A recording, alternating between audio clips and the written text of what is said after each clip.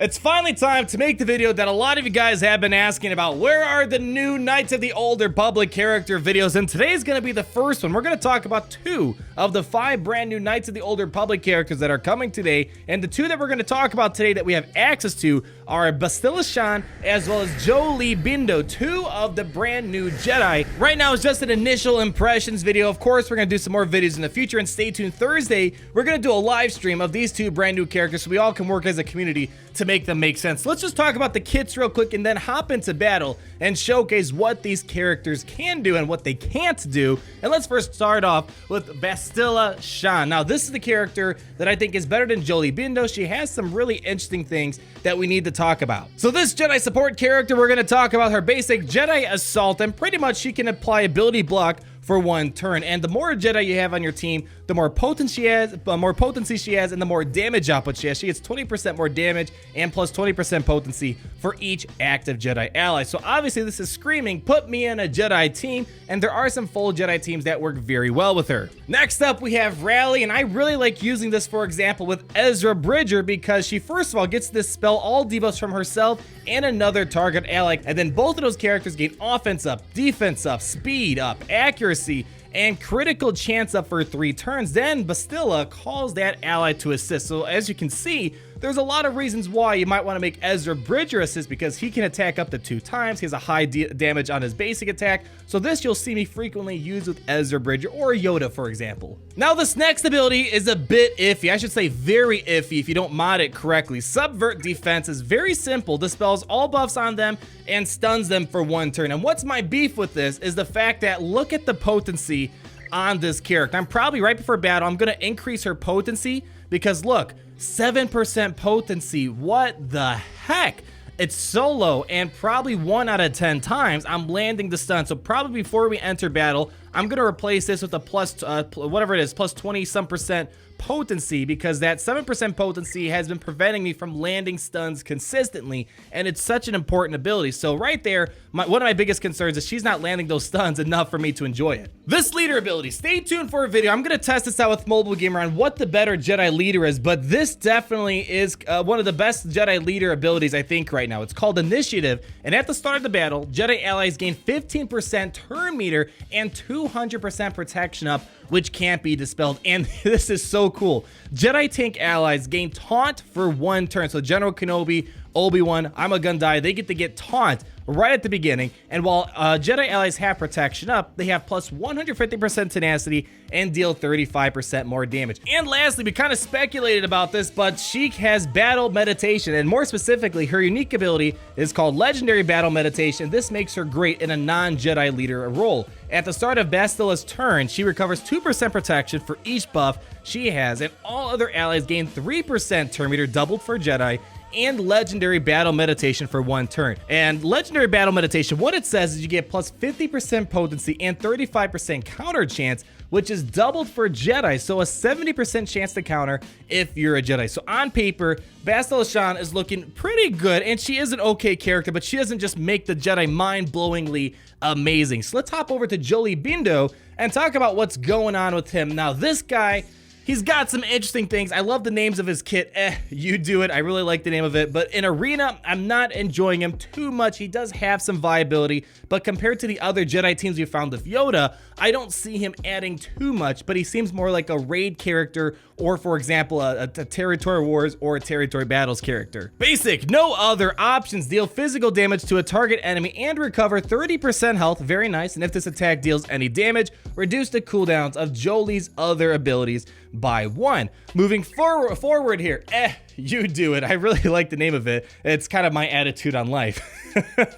Another target ally assist, very nice. Another assist ability, which I like to call Ezra a lot for. Heal that ally for 30% of Jolee's max health, and then all other Jedi allies recover half that amount. Again, a kind of a nice group healing ability. So as a healer, he is fairly decent, but we don't see healers mean too much in Arena nowadays. That looks pretty bad. I like the name of this one as well. Target ally recovers 40% health, dispel all debuffs on that ally. Then, if you have the Zeta, this is the coolest part about Jolee, revive all defeated Jedi allies at 80% health and grant those allies crit immunity for 5 turns. No leader ability, which kind of makes sense, but we have 2 unique abilities. Don't interrupt me. Another motto to my life here. And Jolee has plus 100% tenacity and is immune to turn meter reduction effects, kind of like Darth Vader. In addition, at the start of the battle, he gains bonus critical avoidance equal to half his tenacity. And then lastly, experience and wisdom. Jolee has plus 30% max health, and whenever he uses an ability that targets an ally, he grants that ally protection up for 2 turns equal to 30% of his max health. So let's hop into some battles now. This is just some initial teams I've made, some initial theory crafting. Of course, as the days progress, we'll think of some more stuff, but we're gonna battle up against a classic Palpatine Nightmare lineup. And these characters, these 2 brand new characters, we were kind of told that they aren't quite meant to defeat Darth Traya. So don't expect these guys to completely annihilate Darth Traya. I'm guessing they don't want their most difficult raid reward character ever to be nullified by a few pay-to-win Jedi. These characters aren't going to be that characters, unfortunately, if that's something you're expecting. So because of the fact that we had Bastila give us a ton of turn meter at the beginning, we were able to outrun Vader. That 15% turn meter is very important. It's kind of like how the turn meter gain, there we go, the turn meter gain for BB-8 is so critical. Now, here's the problem. This team has no way of controlling Sion. Once Sion gets his held by hatred and constantly taunts, we're stuck behind him. So I'm going to do something I normally don't do, which is the powerhouse through Sion. Take care of him first, then Nihilus. I know usually we like to go for Nihilus first, but sometimes you just gotta do what you gotta do. I'm gonna see if we can land a stun on Nihilus, please. That low potency is just not helping us at all. Let's see if we can get some big damage on Sion. Let's call in, we can't call Yoda to assist. And here's the other problem. With Jolee and Bastila on here, we have like no damage output. So some of the future lineups, we're gonna show some more attackers on this team. But let's call in Jolee for the time being. Alright, we got some damage there. Let's see, what else can we do? Alright, so we're not going to use this ability. We don't need to cleanse anyone. We don't need to heal anyone. One thing about this team, it's super tanky. With all that protection up, we're able to sustain punches for a long time, which is one reason why I kind of like this team. Here comes the cleanse. That was pretty good. Alright, let's see, what can we do? Can we land an ability block on Nihilus? There we go. So we're going to stall him a little bit. Oh, that sucks. There we go. We got a counterattack, 70% counter chance because of the legendary battle meditation that he has. All right, big damage. Ugh, not enough. Call Ezra to assist again.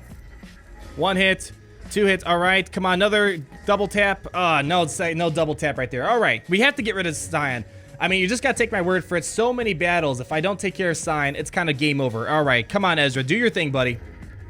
Oh, so close. All right, we should be able to take care of Sion soon. We just need a couple more big hits, and he's out of the picture. But as you see, we don't have enough damage output, which is why I kind of like the old teams with Yoda, Ahsoka Tano, Anakin Skywalker, all those fun lineups. Here, it's just Jolee and Bastila Shan. They're just not putting out enough damage. Finally! Now we can start working on their Nihilus after almost 2 minutes of dealing with the Sion. Now, this is what I'm talking about. This moment right here is going to be super critical for my team. If she can't land a stun, this ability is almost useless. One job, just a stun.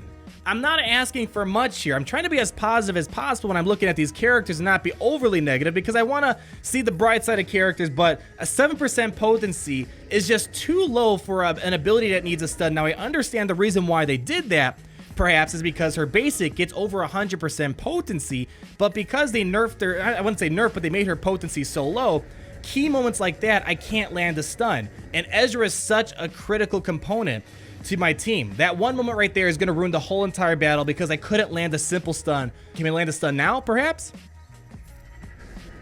It's so bad. That alone is just so bad. Not getting enough stuns at all. It makes her almost useless because that stun is so clutch. It's quite irritating. Because I couldn't land 2 stuns, we're not getting any work done here. Let's call Yoda to assist. I mean, we might win here, but we could have won this battle a lot earlier simply because we had some stuns. All right, I'm going to auto it. Don't know if we'll win, but there you have it. That's the first battle. Again, I think Jolee Bindo is actually the weak link on this team. If I replace him with someone else, the team gets a lot better.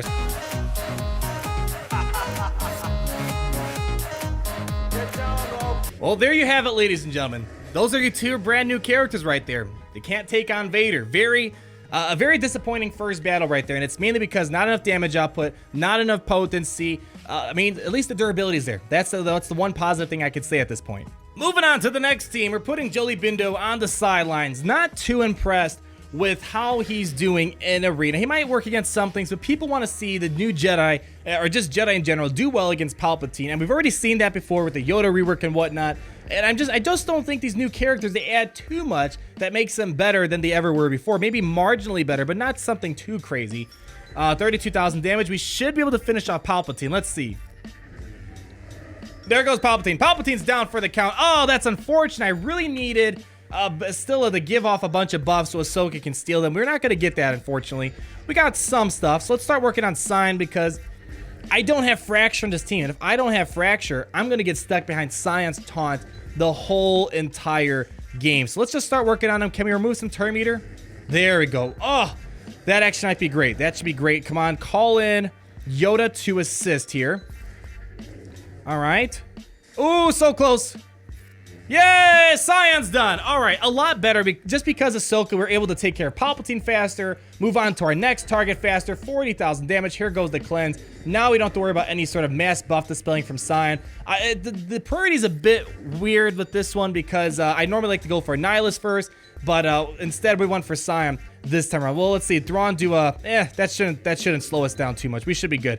So this battle just went a lot better. I mean, just having that extra damage output that Jolee just wasn't offering, this works a heck of a lot better, and I feel a lot more comfortable now that we got things to work out a bit better. There we go. So, all right, much better than some of the previous battles we did with Jolee Bindo. So we're going to move on to the next one. We're going to kind of show you a couple more things. But overall, again, this kind of feels at least just the same as what we had before. I feel like having a Grandmaster Yoda lead with all the characters we've shown before, they're just as good. So if you're hoping to buy these Jedi and they're going to be the best thing ever, kind of like when Scion was brought for Palpatine, don't quite expect that, I think. But who knows? Maybe there's some sort of composition that just blows our mind out of the water. So I think this next battle is a little interesting. It's a little bit different because General Kenobi's not on the team, and instead we're using Old Ben. First of all, he's going to pre-taunt because of the leadership that we have going on. But secondly, because of the bonus 15% turn meter gain he's getting, he's going to get to go off very early and apply mind tricks to the opposing enemy. Look how fast he's getting into battle. Now we're going to shut down this enemy team here. Granted, Nihilus is probably going crazy because of all the debuffs we're applying to Scion, but we shut down the enemy team. And as I said, if you're going against Traya and her unique Zeta, don't expect too much to happen here. Here we go. Look at all these buffs we're going to steal. And I probably want to work on their Scion really fast because I don't want to deal with him later on in battle. Let's see how much damage we have here. Oh, not as much as I was hoping. I was expecting a little bit more, but unfortunately, we didn't get that much. All right, let's do that. Okay, let's finish off their Palpatine. All right, Palpatine's done. Perfect. Let's start working on their Scion before he starts getting all the pain going on. Let's call in Yoda to assist here. One hit. All right, let's keep working. Oh, he's almost done. Excellent. Come on. And he's not going to get any protection. He might get a little health when applying pain on his basic, but overall, we should be okay. But look, Old Ben helped us stall this battle a lot longer simply because of that early mind tricks. Come on. Oh, so close, so close. All right. Let's do this. Let's, ooh, come on. We got to get something. There we go. 20,000 damage. Whew. I was a bit worried there. Now let's start working on their Nihilus. So here we go. A little different. We don't have General Kenobi, but because of Old Ben, we're getting some additional viability that we didn't have quite before for Old Ben. That 15% turn meter lets you get out there before your opposing team can do much. So I really like Old Ben with Bastila Shan. So it works against Palpatine. I don't quite think this will work against when Darth Trey's into their team because she'll cleanse the debuffs. And the other problem is that if she's leading, we're gonna get a ton of detrimental things happening to us because of all these buffs that are happening outside our turn. So there we go. Another example of how this works. And unfortunately, Jolee can't be a part of our team here, but all these other characters seem to do very well. So for the last battle, to kind of show you a full rounded initial impressions, I'm going to show one of these Bastila Shan teams on defense up against that traditional classic Nightmare team that we've been fighting against. So here we go. We're going to fight up against Bastila Shan on defense. Now, I don't want to say don't get too excited. Yes, the last two battles were very successful, but I have to give a lot of that credit to Ahsoka Tano Fulcrum, for example, or Old Ben, or Ezra Bridger. Yeah, the Bastila Shan leadership is nice, but we've already kind of enjoyed the benefits of the Jedi that are quite similar. I think the Grandmaster Yoda lead, if you're using Jedi right now, I think Grandmaster Yoda lead, Ezra Bridger, Hermit Yoda, General Kenobi, and whatever else in the fifth slot, maybe Bastila Shan, might be a nice addition. That's already stuff you've already been enjoying in the past. So the Jedi, they got mildly better with these 2 brand new characters, I think, initially, but overall, don't expect them to just completely blow your minds out of the water. Maybe some more stuff will turn up in the future, but if you did enjoy the video, go ahead, leave me a like, comment down below, and subscribe so you're not missing a thing. And as always, Party Richter, Party Richter. Down, down, down, down. Party Richter, Party Richter. Son of a bitch. Party Richter, Party Richter. Down, down, down.